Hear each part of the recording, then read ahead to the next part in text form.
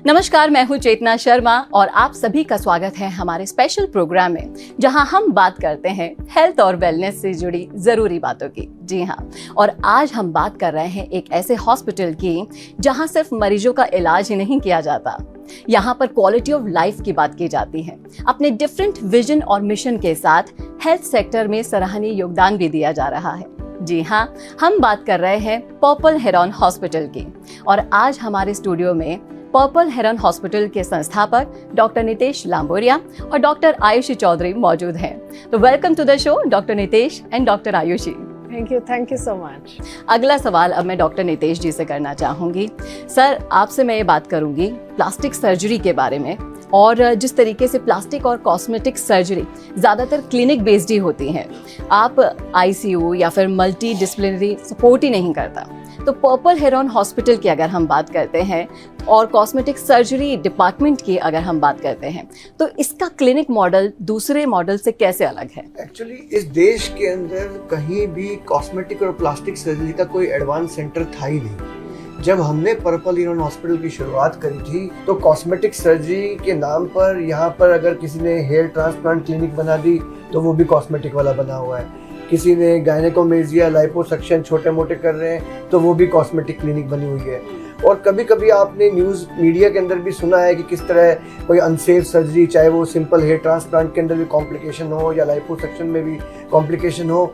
ये होता यही है कि जब भी सेटअप अगर प्रॉपर नहीं होगा तो कभी भी या ना तो आप अच्छे रिजल्ट दे पाएंगे, ना अच्छी सर्जरीज कर पाएंगे, ना पेशेंट को अच्छा सेटिस्फेक्शन मिलेगा।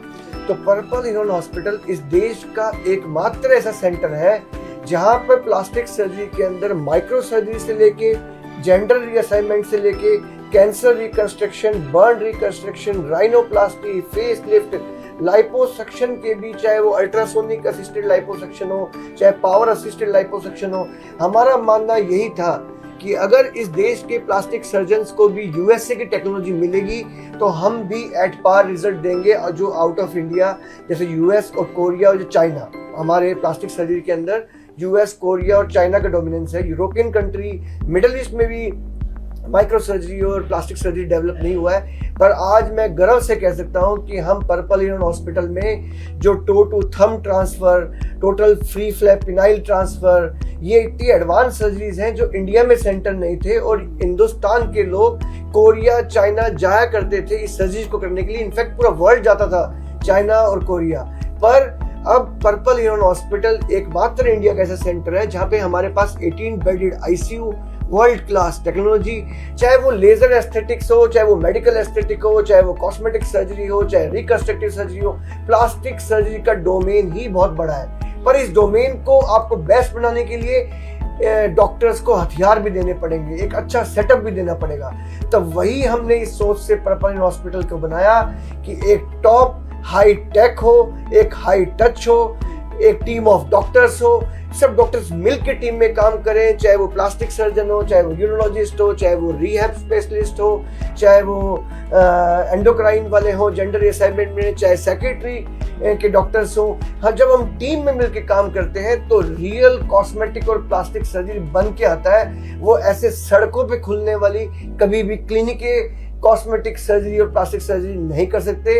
वो एक मेकओवर और जुगाड़ टेक्नोलॉजी, जो हम इंडियन लैंग्वेज में बोलते हैं, जुगाड़, वो सिर्फ एक जुगाड़ है। और लोगों को भी ये बात मैं आपके माध्यम से, बहुत अच्छा प्लेटफॉर्म है आपका न्यूज़ 18 का, तो वो एक मैसेज भी स्प्रेड करना चाह रहा हूँ कि ये कभी भी इन छोटे सेंटरों में जो सिंगल डॉक्टर बेस, जिसकी डिग्री भी नहीं पता, जिसका कुछ भी नहीं पता, आप जाके 20-25 हज़ार सस्ते के चक्कर में आप एक अच्छा रिजल्ट नहीं पाएंगे। और अब रिस्क भी है, देखो बहुत बड़ा रिस्क, चाहे एक इंजेक्शन लगाना हो, चाहे एक चीरा लगाना हो, चाहे वो हम जैसे 10-12 घंटे की मेजर सर्जरीज करते हैं जहां पर एक सर्जरी के अंदर ही हम पूरा male to female gender sex change कर देते हैं। तो ये सर्जरी के लिए आईसीयू बैकअप लगता है, टीम अप्रोच लगती है, सारे इंस्ट्रूमेंट, सारे हर चीज अपडेट होनी चाहिए। तो रियल प्लास्टिक और कॉस्मेटिक सर्जरी सेंटर सड़कों पे नहीं बन सकते। डॉक्टर नितेश जी और doctor Ayushi ji, thank you so much.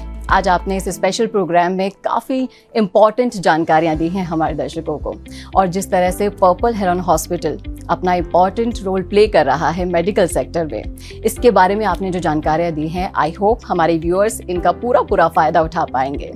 तो कैसे लगी आपको ये जानकारी, बताइएगा ज़रूर। और अब मैं लूँगी इजाज़त आपसे। आप अपना ध्यान रखिएगा। Do a very good, take care of yourself. नमस्कार।